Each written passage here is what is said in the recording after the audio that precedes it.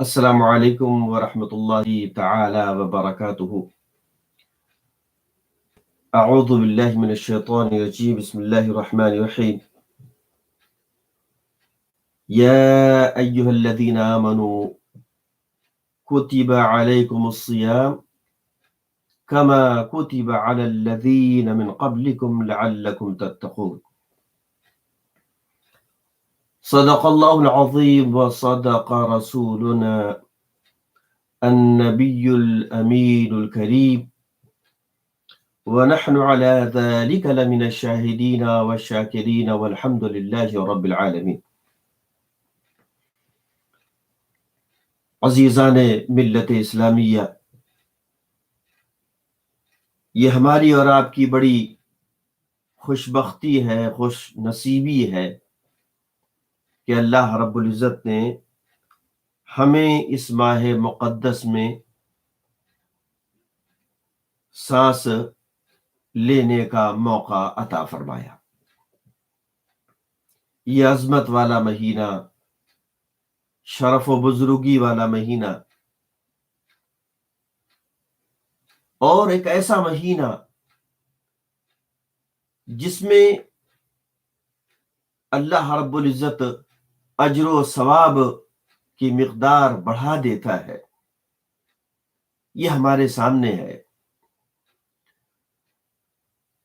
اللہ کے پیارے حبیب سرکار دو عالم صلی اللہ علیہ وسلم نے اس ماہ مقدس کی عظمت کو بتانے کے لیے اس کی آمد سے پہلے ایک خطبہ دیا۔ حضرت سلمان فارسی رضی اللہ تعالیٰ عنہ بیان کرتے ہیں کہ اللہ کے نبی صلی اللہ علیہ وسلم نے شعبان کے آخری ہفتے میں خطبہ دیتے ہوئے فرمایا کہ تمہارے پاس ایک عظمت والا، برکت والا مہینہ آنے والا ہے، وہ مہینہ جس میں ایک رات 1000 مہینوں سے بہتر ہے۔ اس کے روزے اللہ نے فرض کیے اور اس کی رات میں قیام کرنا عبادت میں شامل کیا۔ جو اس میں ایک کام کوئی نیکی کا نفلی طور پر کرتا ہے تو وہ ایسا ہے جیسے اس نے رمضان کے علاوہ کوئی فرض کام کیا ہو، اور جو کوئی اس ماہ مقدس میں کوئی فرض عمل کرتا ہے تو ایسے ہے جیسے اس مہینے کے علاوہ اس نے 70 فرض ادا کیے ہوں۔ اندازہ لگائیں، ہم سب جانتے ہیں کہ فرض کی اہمیت کیا ہوتی ہے، واجبات کی اہمیت کیا ہوتی ہے، ہمیں معلوم ہے، لیکن یہ کس قدر اللہ رب العزت کا فضل و کرم ہے ہم پر کہ اللہ تعالیٰ اس ماہ مقدس میں نفلی عبادتوں کا ثواب فرض کے برابر قرار دیتا ہے۔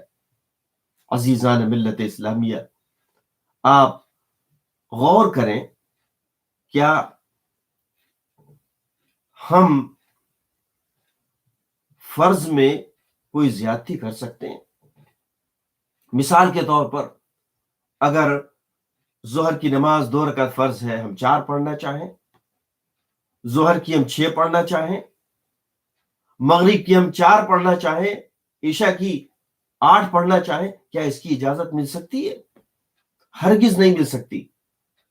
یعنی اور دنوں میں اگر ہم چاہیں کہ فرض کے برابر ہمیں ثواب مل جائے تو بہت مشکل ہے۔ فرض ہوتا ہے، لیکن اس ماہ مقدس کی برکت دیکھیے کہ جس قدر آپ نفلی عبادت کرتے رہیں گے، نمازیں پڑھیں گے نفلی، اللہ رب العزت اس کو ثواب میں فرض کے طور پر شمار کرتا ہے۔ عزیزان ملت اسلامیہ، اس کے بعد اللہ کے نبی صلی اللہ علیہ وسلم فرماتے ہیں کہ یہ غمخاری کا مہینہ ہے، اس مہینے میں مومن کا رزق بڑھا دیا جاتا ہے۔ جو اس میں کسی روزہ دار کو افطار کرائے تو اس کے لیے گناہوں سے بخشش و مغفرت کا پروانہ ہے، اور اس کی گردن دوزخ سے آزاد کر دی جاتی ہے، اور اس کے لیے اتنا ہی ثواب ہے جتنا روزہ دار کے لیے، یعنی روزہ دار کو جتنا ثواب ملتا ہے اسی مقدار میں روزہ افطار کرانے والے کو بھی ثواب ملتا ہے، اور اس کے ثواب میں کوئی کمی نہیں ہوتی۔ اللہ تعالیٰ دینے والا ہے، جواد ہے، کریم ہے، لٹاتا ہے وہ۔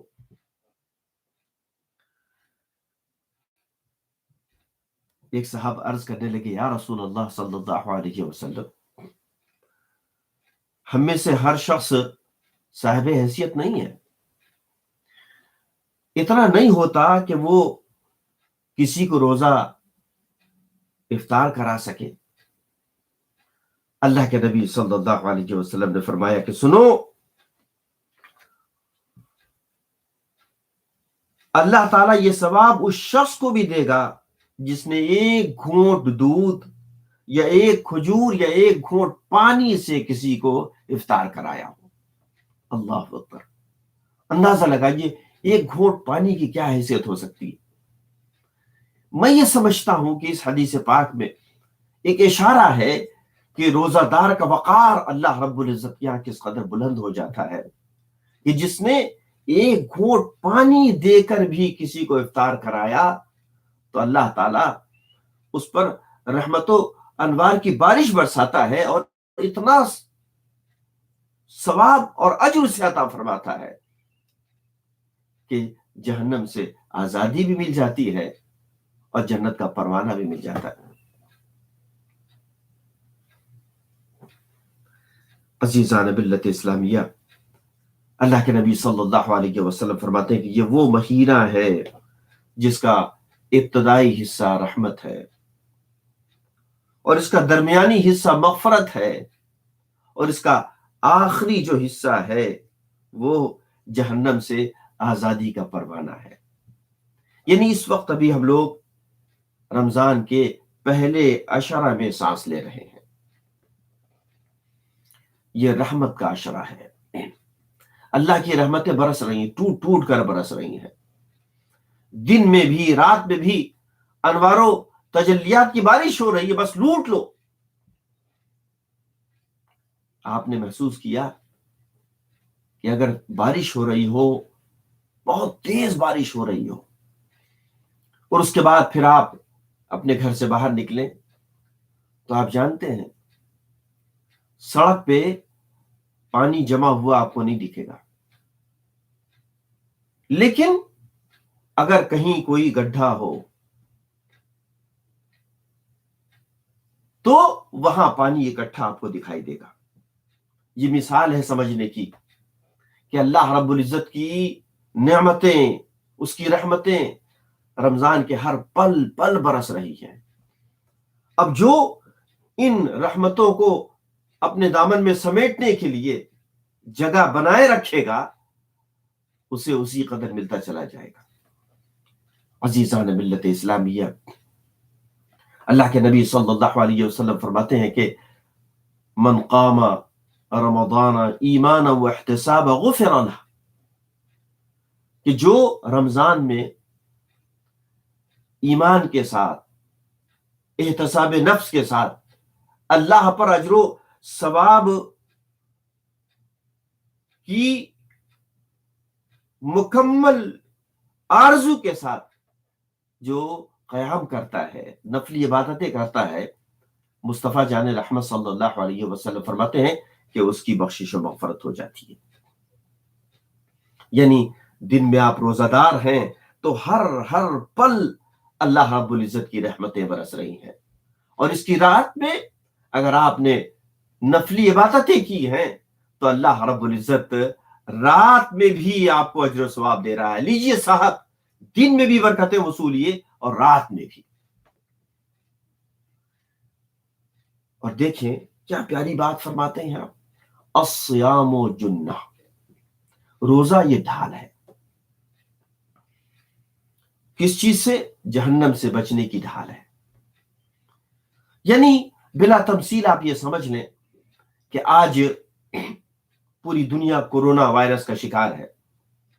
اطباء، ماہرین، اصحاب اقتدار، ارباب سیاست، دانشور آپ کو مشورہ دیتے کہ سنو، ماسک لگاؤ، ہاتھوں کو 20 سیکنڈ تک صابن سے دھو، جرمز کے مارنے کے لیے چیزیں آپ استعمال کرتے رہو۔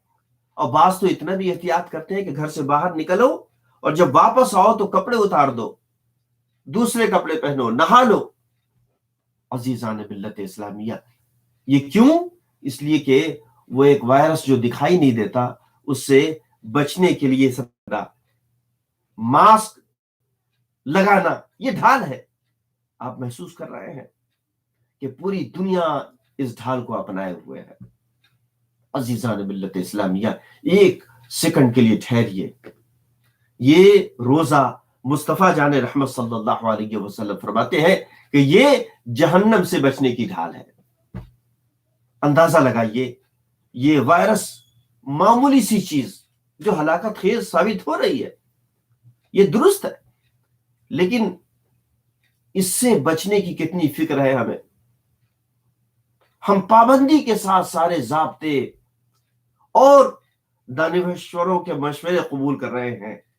عزیزان ملت اسلامیہ، اللہ کے پیارے حبیب صلی اللہ علیہ وسلم نے بھی ہماری خاطر، ہماری فلاح کی خاطر، ہماری نجات کے خاطر ایک ہمیں چاہیے کہ ہم روزہ کی اہمیت کو سمجھیں، اس کے تقدس کو سمجھیں، اس کی برکتوں کا اندازہ لگائیں اور پورے عزم و اطمینان کے ساتھ ہم روزہ رکھیں۔ ایسا نہ کریں کہ اپنی مرضی سے ہم طے کر لیں کہ ہماری عمر اتنی ہے، ہم روزہ نہیں رکھ سکتے، یا ہم اس مرحلے سے گزر رہے ہیں لہٰذا ہم روزہ نہیں رکھیں گے، فدیہ دے دیں گے۔ عزیزان ملت اسلامیہ، میری آپ سے گزارش یہ ہے کہ اگر آپ محسوس کرتے ہیں کہ روزہ رکھنے سے آپ معذور ہیں تو اپنے طور پر آپ فیصلہ نہ کیجیے، بلکہ آپ کے شہر میں جو دیندار علماء ہیں، فقہ اور شریعت کے جاننے والے ہیں، ان سے رابطہ کیجیے اور ان کے مشورے کے بعد آپ طے کیجیے۔ یہ روزہ اس جہنم سے بچنے کی ڈھال ہے، لہٰذا اس ڈھال کو جس قدر ہم مضبوط کریں گے، کل میدان محشر میں جہنم سے بچنے کے لیے یہ ہمارے درمیان کھڑا ہو جائے گا۔ نہ، یہ نہیں جا سکتا۔ کیوں؟ اس لیے کہ اس نے روزہ رکھا تھا۔ عزیزان ملت اسلامیہ، سوچئے گا، غور کیجئے گا کہ ہم دنیا کی پریشانیوں سے بچنے کے لیے جو یہاں کے ماہرین ہیں ان کا مشورہ قبول کرتے ہیں، سر اور آنکھوں میں لگاتے ہیں۔ اللہ کے نبی صلی اللہ علیہ وسلم نے بھی ایک مشورہ دیا اور بڑی مصیبت سے بچنے کا مشورہ دیا، ہم کس قدر اس پر عمل کرتے ہیں آپ غور کیجئے گا۔ اللہ تعالی ہمیں اور آپ کو توفیق بخشے کہ ہم رمضان کی اہمیت کو سمجھیں اور اس ڈھنگ سے اسے گزاریں کہ یہ ہمارے لیے جہنم کی ڈھال بن جائے۔